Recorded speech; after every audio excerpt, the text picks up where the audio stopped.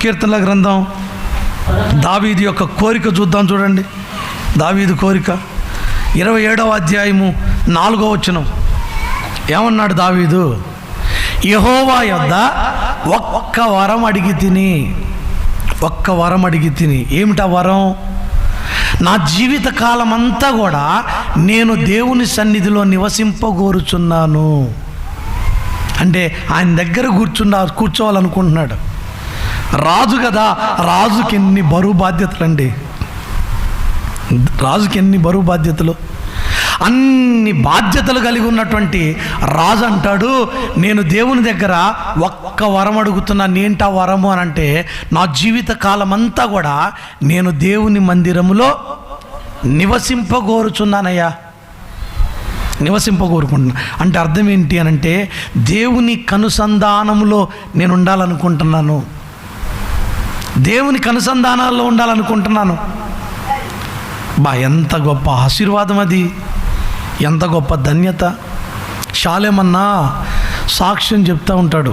ఆయన జీవనోపాధి కొరకై హైదరాబాద్ వెళ్ళడానికి కుటుంబ పరిస్థితులు, కుటుంబాన్ని పోషించుకోవాలి, భార్య బిడ్డలకి అంత అన్నం పెట్టాలి, పని చేసుకుంటేనే కదా 4 రాళ్ళు వచ్చేది. మరేమో పనులు లేవు.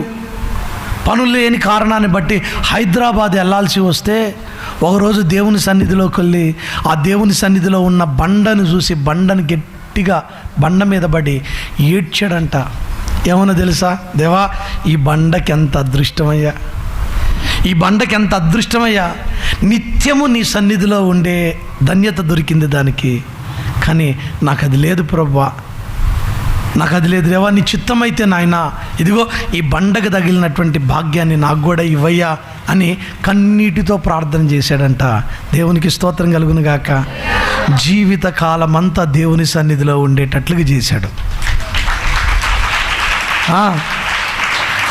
ఆశీర్వదించలేదా? నేను చెప్తున్నా, ఆయన సన్నిధిని గడిపే వారిని ఆయన పక్కన పెడతాడా? నిర్లక్ష్యం చేస్తాడా? పొరపాటును కూడా చేయడండి. ఆయన సన్నిధిని ప్రేమించి ఆయన దగ్గర కూర్చొని ఆయన మాటలు వినేటువంటి వారిని నా దేవుడు మెచ్చుకోకుండా ఉండడు. నీ మీదనే ఆయన దృష్టి, నీ మీదనే మనసు. మరియా ఉత్తమమైన దాన్ని ఎంచుకుంది. ఏంటో తెలుసా? నాకేదన్నా పెడితే నేను సంతోషిస్తానేమోననేమో నువ్వున్నావు. నా మాటలు వినడం నాకు మేలని చెప్పేసి, నా మాటలు వినడం నాకు సంతోషం అని చెప్పేసి నేనేమో కూర్చున్నాను. నువ్వేమో పనిలో పడ్డావు, ఆమెమో వచ్చి నా పాదాల దగ్గర కూర్చుంది. స్తోత్రం చెప్తారా? అర్థమైందా? ఎవరిని మెచ్చుకుంటాడు యేసయ్య? చెప్పండి, ఎవరిని మెచ్చుకుంటాడండి? ఆయన దగ్గరికి వచ్చి ఆయన దగ్గర కూర్చునే వాళ్ళని మెచ్చుకుంటాడు.